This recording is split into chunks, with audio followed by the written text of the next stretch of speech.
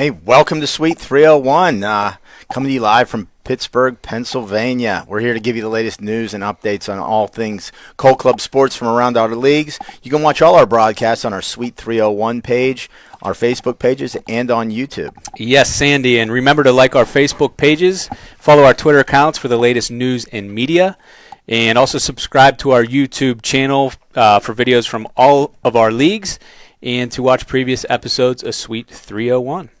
Well, Christian, it's good to be back. It is. We haven't had a Suite 301 in a couple of months.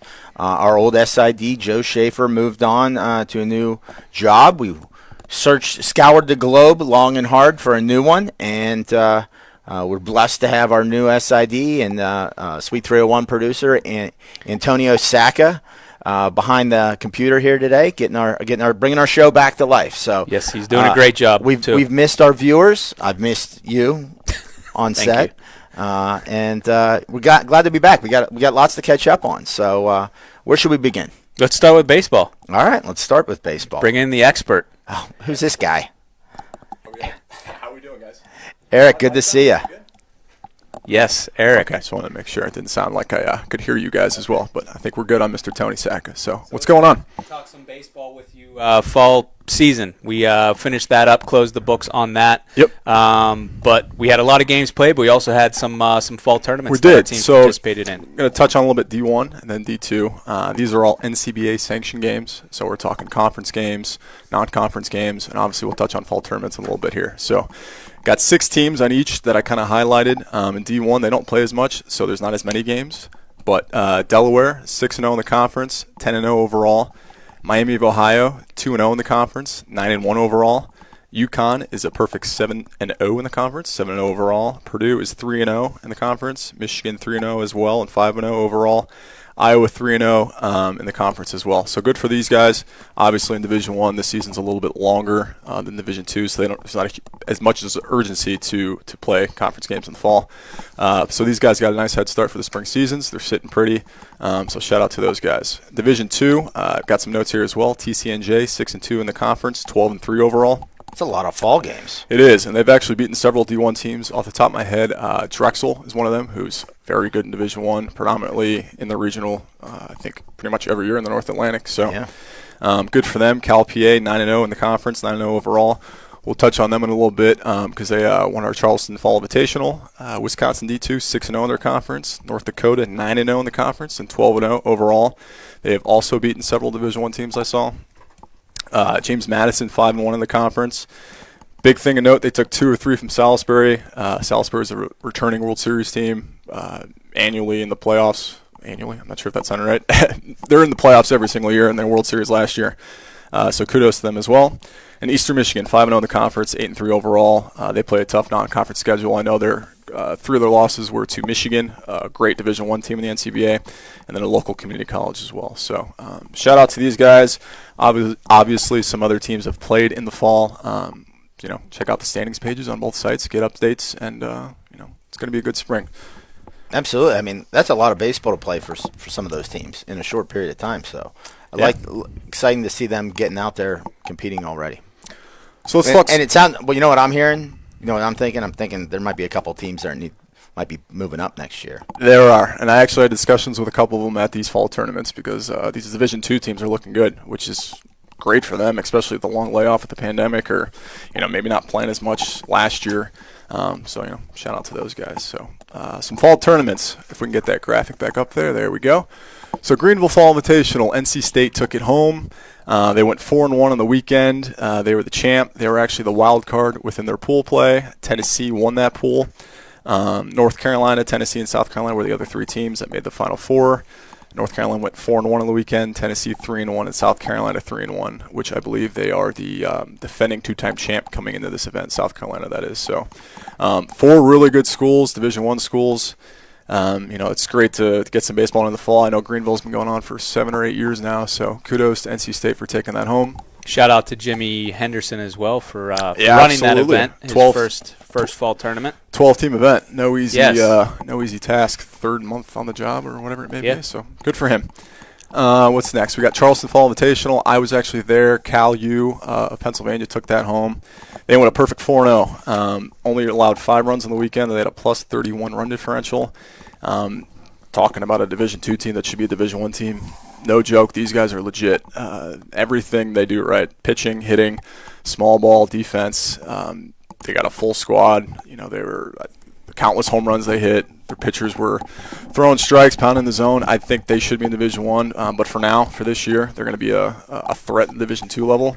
I'm not going to take a Joe Namath guarantee, but they should be at the World Series, I would think. They are that good. So props to Nick Arnone. And the rest of the team, they look good. The other 3 teams that made the Final Four there were Slippery Rock. They went 3-2 as the runner-up. Millersville, they went 2-1 as well. And then Bowling Green went 2-2. Battle Creek, we unfortunately did not finish on Sunday due to the weather.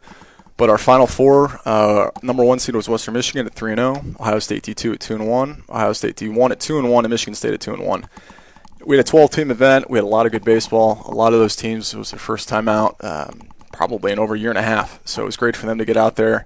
A lot of great baseball played. And, those 4 teams, they were sitting pretty. Unfortunately, the weather came in. But, we'll get that event back next year. It'll probably be the 6th or 7th year we do that. So looking forward to that already. And last but not least, Wood Wars. Anybody who follows the NCBA should know Wood Wars very well at this point. LSU, 5-0, the champ. They were also the Swing It Hitters Challenge champs, a cool little event that Ryan Norris puts on. Shout out to him as well. Obviously, I think it's his 11th Wood Wars. So he puts a lot of bells and whistles into it. It's a great event. Wood bat, LSU took it home. So congrats to them. Baylor was the runner-up. They went 3-2. Texas Tech 2-1. Oklahoma State 2-2. So that is the fall season recap with all the conference play and all the tournaments. Yeah, I'm excited about how things got back. We're back to normal for the most part, and a lot of baseball was played. I know the teams were really excited about the fall tournaments, the Battle Creek Blast, which you mentioned. We weren't able to crown a winner, but obviously the weather had an impact on that. But I know the teams were really excited about just getting out and playing baseball, and that's what it's about. And we're excited for the spring season to get started here. I know the teams are going to have some break with the holidays and things like that, but soon enough, at least in our office, we're going to have team previews coming out and top 20s coming out, and getting the spring portion of the season going. So really exciting stuff. So good work to everybody affiliated with the NCBA running the fall tournaments. I know it was a lot of work. So great job, NCBA staff. Yeah, it's nice to have games again. Yes. After last year. Yes. Good busy work. So anyways, moving on to housekeeping stuff. Real quick, the biggest thing, I guess, for guys playing right now, you're going to want to be eligible in the spring. Study for your exams, get good grades. It's going to sounds funny to say. It sounds funny to say, but your grades this semester are going to affect your eligibility in the spring. So, and we don't make exceptions. 0 exceptions. 1.9 is not a 2.0. It is not. For the 900th time we'll get that question. It is not going to change. So, prepare accordingly on that front and be eligible. Other than that, as Christian mentioned too, the team previews will be coming out in January, but those forms will be shooting out probably in a couple weeks around the holidays. So be on the lookout for that. And that'll lead up right to the preseason top 20 polls, which will probably come out towards the end of January. And then the season kicks off February 1st. Wow. Back at it. Boom, boom. Another big portion that we're really excited about getting back into the swing of things, no pun intended, is the spring training, swing and spring training in Panama City Beach, as well as our West events in Henderson and Mesquite. You're the expert on that. Let's talk some spring training and how many teams we got signed up and all the bells and whistles we got going down for the teams. I'm running point on Swing in the Spring Panama City Beach. And for those out there that aren't familiar with the event, I think, which I'm finding there's a lot. I think because of the COVID shift, that time off, the leadership, there's been so much leadership changes. As I'm talking to presidents of teams, some of them are saying, I'm talking to teams that have come in the past, and I'm talking to guys who weren't on the team then. And they're saying, I heard my team went to this. I knew nothing about it.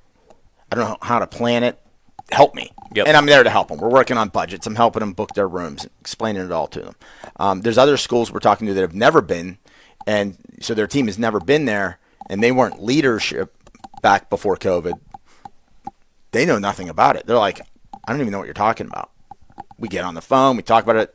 I'm getting a lot of, that sounds awesome. I hope we can put this together in the next couple of months. If not, we're going to plan for it, and we're going to be there in 23. So the event's great. We're excited about it. We've got great participation so far, both on the baseball and the softball side of it. On the baseball side, another thing that I've noticed is as we went through, took all our teams, 260, 270 of them, and we figured out when their spring breaks were. Remember, last 2020, virtually no school had any spring break. What we've seen now is so many of them are compressed into weeks 2 and 3. Of our 270 teams, I think we have 110 that have spring break week 3, and 95 of them have spring break week 2. Okay. So those 2 weeks are loaded. We've already got, we had early registration ran through November 1st. We've got 44 baseball teams already signed up. 19 of them, or actually that number should be 20. 20 teams in week 2 are signed up, 21 in week 3. I've also got verbal commitments from probably another 10 teams between those 2 weeks that are working on their paperwork that expect to have it in probably by December 1st. And I've got probably another 10 teams that I've had initial meetings with that are like, hey, we want in. Yep. We can do this. I got to make sure all the guys are on board, but I'm coming up with budgets at $325 a guy to go to the beach for a week with transportation, lodging, and baseball covered by each guy pitching in $325. That's nothing for a week to go to the beach for a week with your buddies and play ball. So on the softball side of things, we already got 6 official teams signed on. Which is great. I think the most we've ever had was like 5. Yep. This event has not been a big softball event in the past, but we've got a lot more interest on the softball side this year. So we're excited about that. So a great event. For those of you that aren't aware of it, come down your spring break week, come down to Panama City, Florida with us. We've got a great facility, 5 baseball fields, 4 softball fields, all in one complex.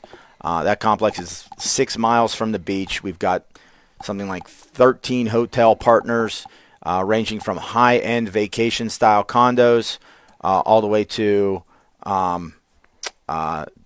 dormitory-style lodging options that are $15 a night per head, per guy. We've got stuff on the beach. We got it off the beach. We got it across the street from the beach. We've got these resorts that have multiple pools and tiki bars and stuff. It's a great atmosphere. Everything's right there. And, Tampa was great for the last 15 years, but, even with so many of our teams that drive, we've now cut 5 hours off the trip by driving. Yep. Especially because we get so many Midwest and Northern teams. So things are going great. If you want to register, you want to learn more about it, contact me. My email's right there on the screen. Like I said, I'm developing sample budgets for so many teams because they've never planned it. They've either never been or the guy in charge has never organized a trip like this. So give me a call. Shoot me an email. We'll get together. We'll talk about what your team's needs are, how many games you'd want to play. We can create a budget for you. But then we can go through all those lodging options, and I can help you decide what best meets your team's needs. So, and there they are up there. By the Seas Resorts is our predominant, has the most different properties for teams. Most of theirs are on the beach. Choice Hotels, we're partnered with Sleep Inn and Suites. They are an off-the-beach property. And Resort Collections, that's the high-end vacation-style condos. They've got stuff that sleeps 6. They've got them up that sleep 10, 3-bedroom condos with full kitchens, full living rooms, balconies overlooking the beach. Each condo has its own laundry room and so forth. So takes care of stuff. And some of our teams, like I know University of Pittsburgh, Iowa, they've booked those high-end condos. Those are teams that have been to spring training 15 years in a row. They like having a super high-end. They budgeted for it for years. They've got the money set aside to have that high-end luxury experience. So, and I think Wisconsin, is going to go with Resort Collections as well. So, great event. Excited about how it's moving forward, and contact me if you'd like to learn more about it. Yeah, and there's the obvious benefits, but one thing that I always like to make sure teams know about is one, the bonding that you're going to experience with the team, as well as, the success that it leads. You're going to have, teams from the World Series that participated in spring training. What they did is they got the rust off. They shook the rust off, I should say, down at the spring training event, so that when they got into the conference season, they were that much better for it. So it has a lot of benefits. It's obviously just an amazing event. So certainly, if you're on the fence about it, I would certainly get in touch with Sandy to. And I know years ago we used to brag about, hey, here's the final 8 teams of the World Series. Yeah. 5 of them were at our spring training. I know Illinois was one that jumps off the page. I know they go every year, it seems, and won the national championship the year they went down. ECU's coming this year. Oh, nice. Okay, good. So they're pumped up about it. Good. Of course, Penn State, Pitt, those usual suspects. Well, good. So, Wisconsin. Hope to make an appearance down there. Absolutely. So, all right. Well, let's move on from spring training, and let's bring a new guest onto the set. Lacie Lautner. Lacie, let's get you over this way. Let's get you centered on screen. This is Lacie. This is our newest hire. You're technically the rookie in the office now, right? By one day. She started one day after Antonio Sacca, our new SID. Lacie's come on as our new assistant director of spring training operations. Lacie, welcome. Not only welcome to the office, welcome to Suite 301. Welcome to the league. Thank you. I'm not sure your microphone's on. How about now? Hello? Oh, there we go. Okay. There we go, Lacie. All right, good. Good that we can hear you now. Lacie, before we get into some softball stuff, tell us about Lacie Lautner. Tell us, how'd you get here? Where'd you come from? So I went to Penn State. I played on the club team up there. And, I ended up here. Short and Pittsburgh sweet. native. Yeah, Pittsburgh. Pittsburgh native. Diehard softball. Played at 3 different colleges, right? Of course, yeah. I started at Geneva College right out of high school. And then I went to Penn State Great Allegheny, which is in Pittsburgh. And then went to State College. Finished it off there. Nice. And what was your favorite club softball moment of your career? When we were at the World Series. Columbus, Georgia? Yep, just spending time with my team, playing the best of the best teams. You're a competitor, aren't you? You want the best. Yeah. You don't like mercy rules. You want 1-1 extra inning battles. Never stoop down to their level. Play harder. There you go. All right, Lacie. Well, let's talk some NCSA, and I think probably the first thing, we recently had a new top 20 release. Take us through it. We did. So we had a new top 20 release for November. That was my first time doing it. We have a new number 1. That's the University of Delaware. Past was University of Illinois. And then we had 5 teams that had number 1 votes this time. And, University of Delaware, congratulations for being the top team this time. Is there anything specific that you're aware of that maybe happened to Illinois that got them knocked down and Delaware moved up? No, just the voters like Delaware now more? Yeah. Illinois didn't get upset by someone that they weren't supposed to lose to? No. Sorry, you weren't prepped for that question? My bad. a lot of first place votes is what I'm noticing. So it's there were 5 spread out. Yeah, it's spread out teams, Well, and it's early on. So. Yeah, of course. So- And look at how many teams received votes, Exactly. period. I mean, you're looking at what, half the league got Yes. some sort of recognition there. So you'll see that tighten up as we get into the spring. Exactly. It's kind of the wild west. At this point in the year, you got a lot of opinions on a lot of different teams, and that's obviously visible with the first place votes. But congratulations to the Blue Hens from Delaware. Correct? Is that what they are? The Blue Hens. I think so. Taking the top spot. Where's Navy on there? Are they up there? The midshipwomen, two-time national champions. I think they dropped. They dropped. Okay. Anyway, the next when's the next poll come out? Couple weeks. Couple weeks. There'll be another one in December? Yes. Okay, cool. Nice. And that'll be the final one until we get back to spring ball. Yeah. All right. As we talk about fall softball, we had several tournaments. Why don't you give us a recap on some of those tournaments that went down this fall? Yeah, so the first fall tournament that we had was the Peach State Classic. That happened in Columbus, Georgia on the weekend of October 23rd. There were 7 teams that attended that, and the champion was Clemson. Then the next one was the first state showdown. That happened in Wilmington, Delaware, the week of October 9th through the 10th, and the champion was University of Delaware. And then the final one was the Indy Individual, and that was in Elkhart, Indiana, and that was October 2nd to the 3rd, and the champions were Michigan State.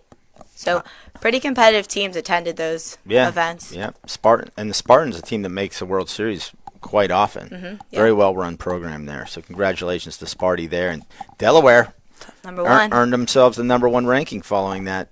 I guess, yeah, that was in October. So then November came out and Delaware got the #1 nod. Cool. Mm-hmm. So, all right. So as we head into softball's done for this fall, right? No more games being played. No more games. Talk to us about housekeeping items. What do teams need to be thinking about as they hit the turkey table and head into the Santa Claus time? Yeah, I would just say keep practicing, keep up the hard work that you guys have been doing, and get ready for spring training.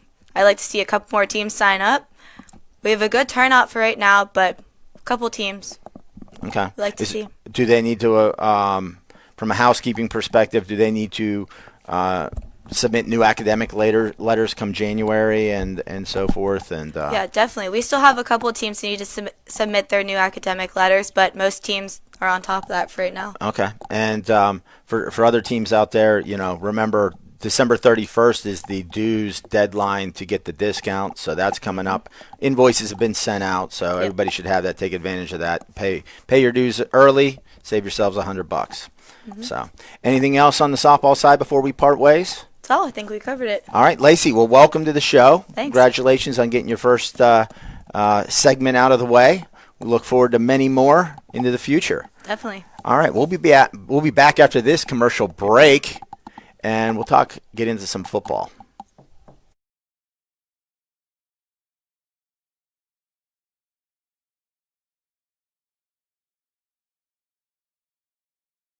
Headwear such as hats, visors, boonies, and beanies for a great low price.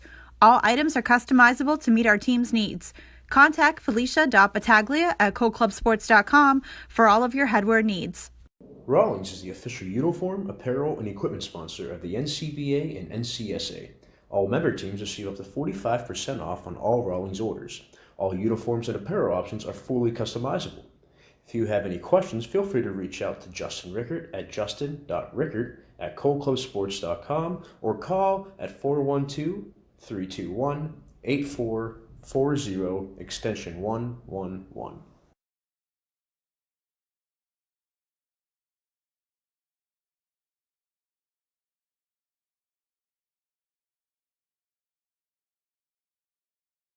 And we are back. Welcome back. We are going to be talking some football, National Club Football Association. We are well into the season. We have our national championship coming up in just a few weeks. So we have Justin Rickert, our director of football operations, on set with us. What's up, guys? How are we doing today? Let's talk some football. Let's start off before we get into the national championship.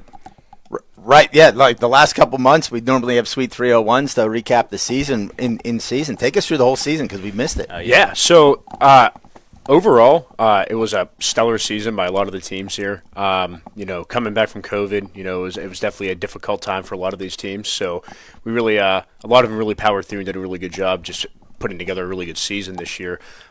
So just right off the top, on our power ranking system, we had Columbus State was the #1 team from the preseason poll all the way up to the this conference championship weekend where they were finally dethroned after 9 hard-fought weeks. So that was one of the biggest surprises. They played a lot of high-level teams in non-conference play, some Division II varsity schools that they competed with, and then they went through their conference, and which is probably the toughest conference in the NCFA in the South Atlantic, and they won every game there and some really tight and close ones, and they just weren't able to put it through in the conference. We'll talk about the conference championship matchup here in a little bit, but they were definitely a big surprise and a great team throughout the season here. One of the biggest surprises this year was George Mason, a team that isn't typically on our radar year to year, and they did a really good job of putting together a good squad, and had a new coach come in this year, and they did a really good job of pretty much just rolling right through their conference and most of their non-conference games. So they did a fantastic job, and they were able to come through and just have a great season. But other than that, you have your typical Ohio State had another great season this year. Same with Sacred Heart, and Oakland had another pretty strong season too. UW Milwaukee actually was a latecomer in on this season too, and they came through and did a good job of putting together a good team, and they actually went 3-0 in their conference this year before the conference championship game. So overall, they had a fantastic season as well. So, I don't have stuff for each individual game and week this season. I'm not going to recap 9 whole weeks, but that was a pretty good summary right there of the entire season. And overall, we were just really happy to see teams back out in the football field this year and being able to put together a good and competitive season. So it was a really, really awesome job by the teams this year. Right. And this season being unique with, coming off the COVID, we took, a step back from in the past where we had conference play, conference championships, playoffs, national championship. We took the rung out of the ladder of the playoffs. Yes. So we did regular season, conference championships, and then we had our power rankings decide 1 and 2 who will meet in the national championship on December 4th. Correct. This is the format we used for, I believe, a 4-year window up until about 5 years ago.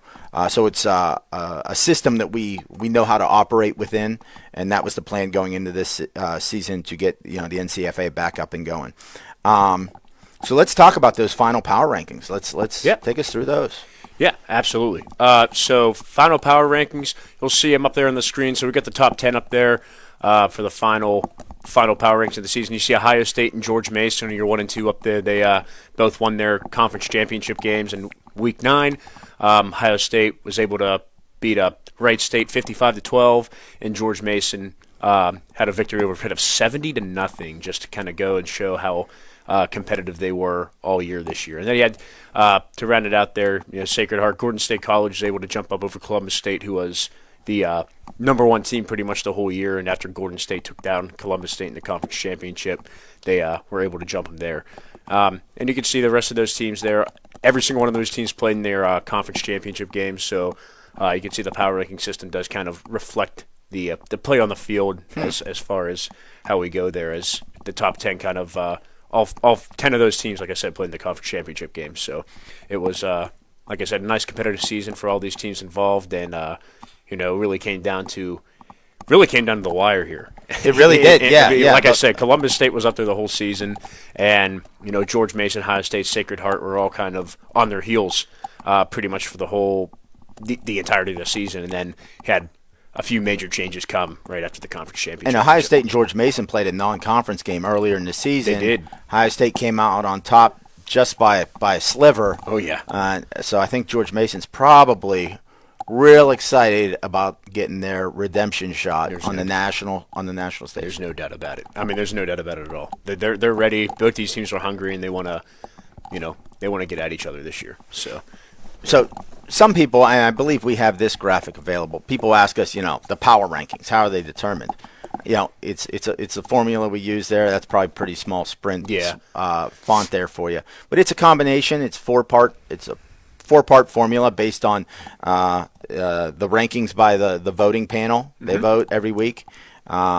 It's conference win percentage. You're ranked by that. You're ranked by your overall win percentage, and you're ranked by your number of games played. And then those 4 different rankings are averaged out, and that creates our power ranking formula.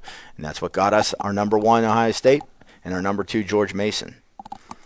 So take us through. So that's we've tipped our hand. That's who's in the national title game. Talk to us about this game coming up on the 4th. Yeah, like I said, both these teams have. Ohio State has a history. They're defending 2019 national champions. They have a history of being a very excellent football team in this league, and I know there's a lot of statistically looking at everything. George Mason has the number 1 passer, rusher, and receiver in the league, and Ohio State has the number 2 passer, rusher, and receiver in the league. So I think we're really looking at Are they even bringing their defenses to the?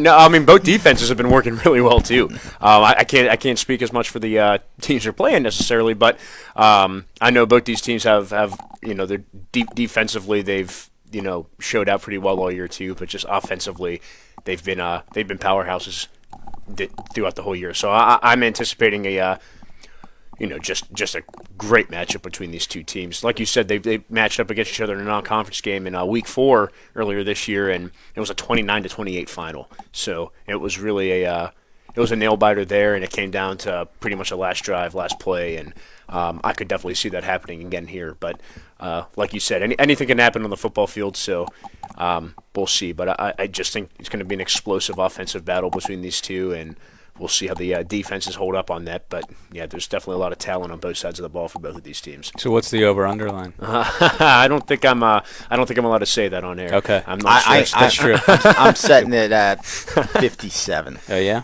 Yeah. Okay. Let's go with that. Now we got a new venue.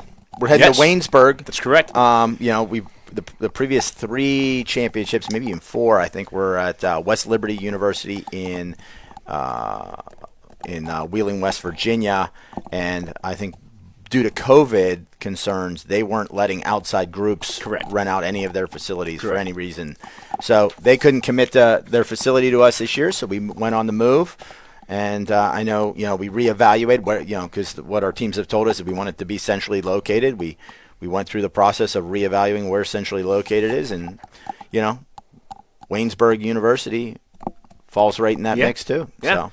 Yeah, Waynesburg's about probably 45 minutes from West Liberty, I think. It's not super too far, so I mean it's right around that same area.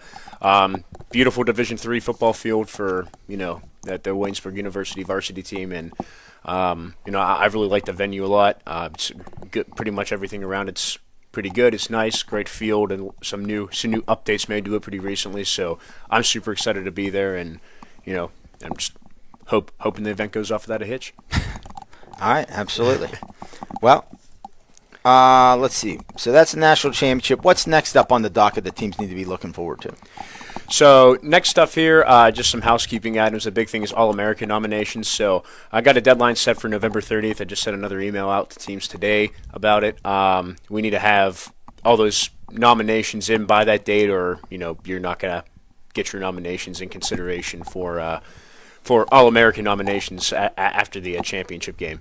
And just some notes on that too. Anybody who's All-American nominations, they have to be on the official roster of the team, which seems obvious, but it's some issues that have been happened in the past. So please make sure you're only nominating rostered players.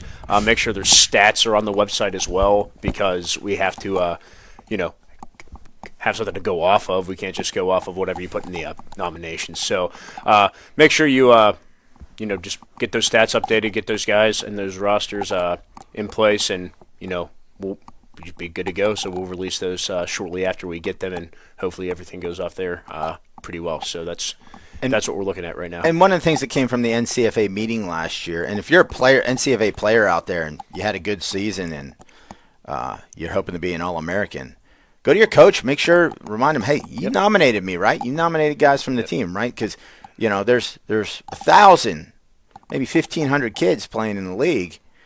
We can't look at them all. We need the coaches to tell us, this is our running back, this is who you should be considering from our team. And if they don't say, this is our running back, this is who you should consider, we're not going to consider him. So, we get complaints like, oh, why wasn't I an All-American? Well, your coach has to nominate you for us to even get on our radar. That's right. So. Yeah. And on top of that, too, guys, it's not too late to input stats. If you have stats and stuff from games from that happened already this year, you can always go back.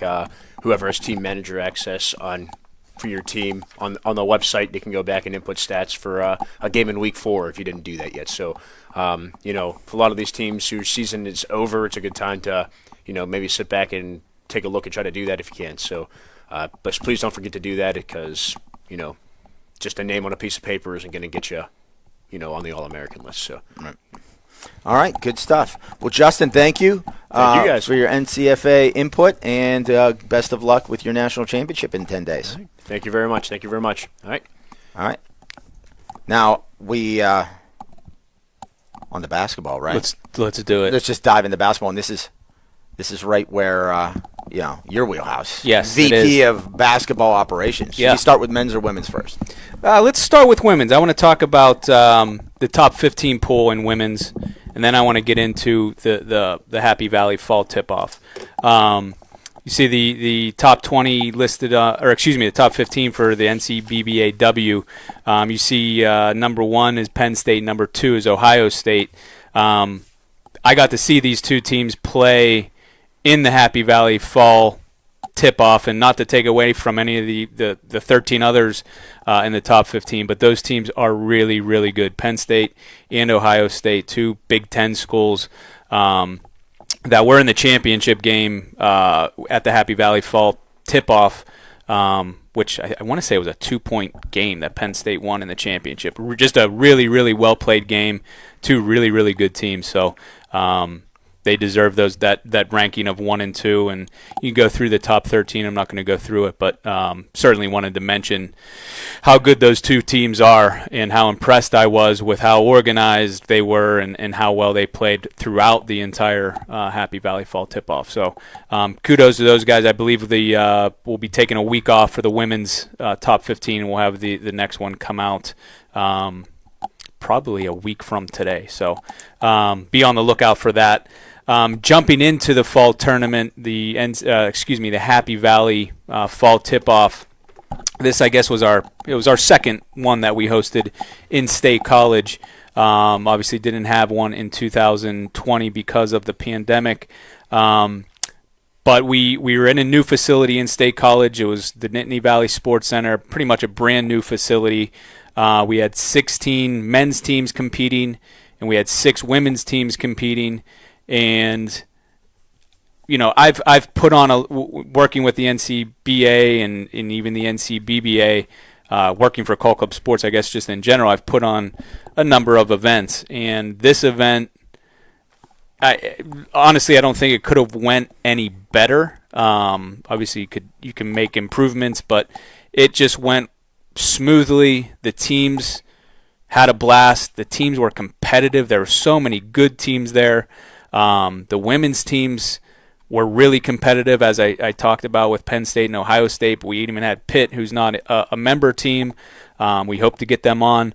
But they were a fantastic organization, really well coached. But we had Georgetown, Grand Valley State, and Towson also competing. And all 3 of those teams, were really well organized, played really well.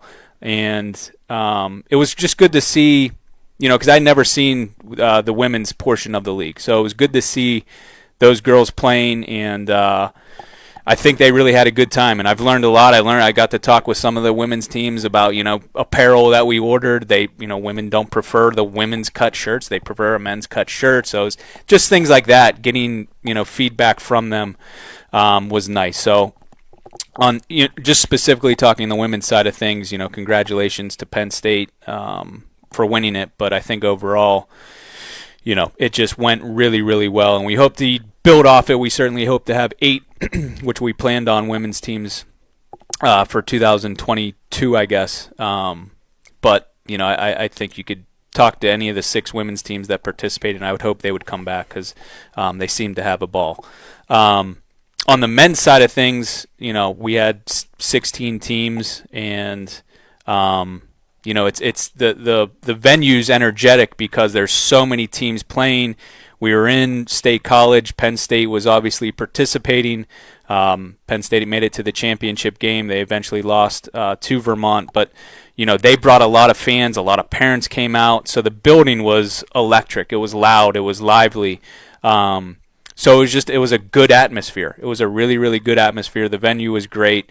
Thank you so much to the Nittany Valley Sports Center, Sean Cater, who, we have a great relationship with, and he was out there, busting his butt for us, doing tape jobs and getting ice and all that kind of stuff. So thank you to Sean. But just an awesome event that the teams really seemed to enjoy and really got a lot out of. Vermont, our national champions, or not our national, our Happy Valley Fall Tip-Off champions. they were I was really impressed with them, but just impressed with all of the teams there.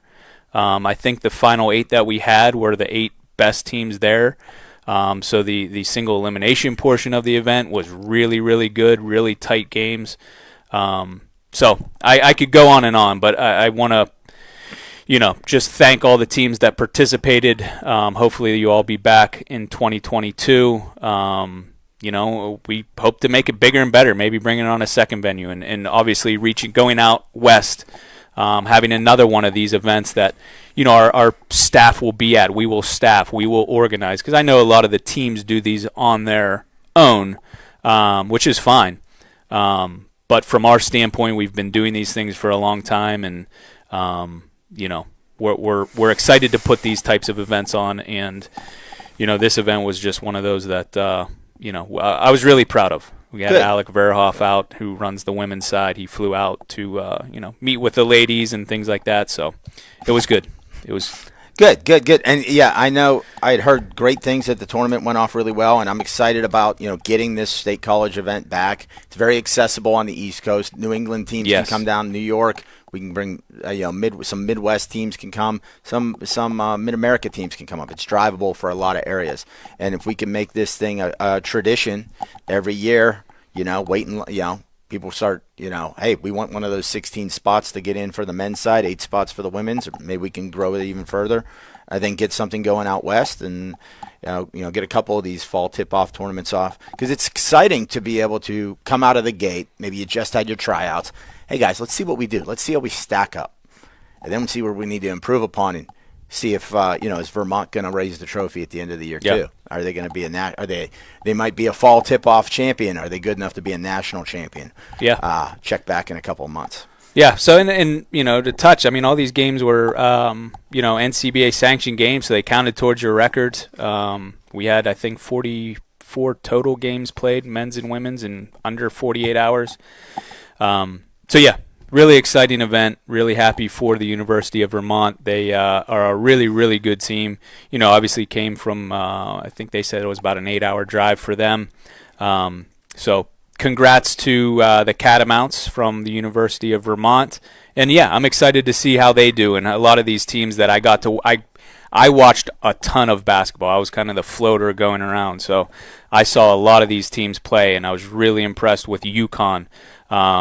I think they went 1-2, but their pool was UConn, Virginia, Rowan, and then another really, really good team. And I almost felt bad because I was like, man, this is a really it was Penn State, really competitive pool. But Rue, the new president out there, that's completely transformed that program.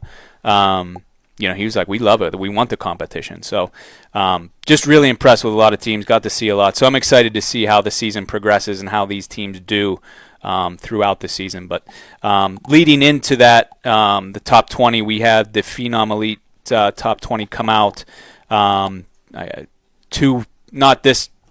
week from this past Thursday, if that made any sense. But it's the week 2 top 20 pool, and you see Penn State atop the rankings. While they did not win the Happy Valley Fall Invitational, they did go 5-0, and that was the championship game they lost to that very good Vermont team.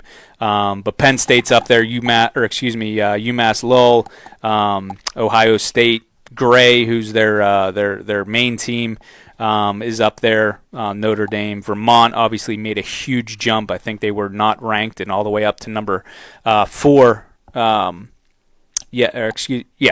in the rankings. So obviously the voters saw how well they did out there. But we will have the new Phenom Elite top 20 pool coming out, not this Thursday because there's a holiday. But we will be releasing that tomorrow, a day early. So be on the lookout for that. We will get that out, and we'll see if Penn State can maintain their status at the top or if it's somebody new. But time will tell. All right, good stuff. Well, I appreciate the basketball recap. And, hey, you know what? It's good to get back to the show. Yes. So that's going to close our show out for this month. We will be back to you soon with some more updates. But, thanks for tuning in to this episode of Suite 301. And always don't forget, follow us on Twitter and Facebook. Absolutely. Our next episode is going to be Tuesday, December 21st, right before the Christmas holiday at 3:01 p.m. Eastern Standard Time right here on Facebook Live. Join us to catch up on everything that's happening around Call Club Sports. And don't forget, it's a game. Have fun.